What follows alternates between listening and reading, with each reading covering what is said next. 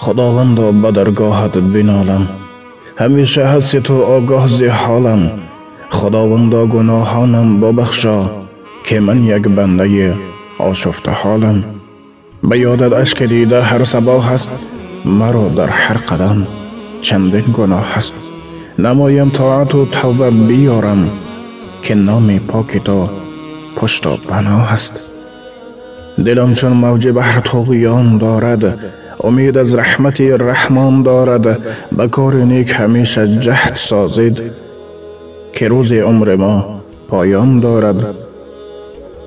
خداوندا دلم را شاد گردان، دین و دنیای من آباد گردان. اگرچه بنده پر از گناهم، زینار دوزخت آزاد گردان.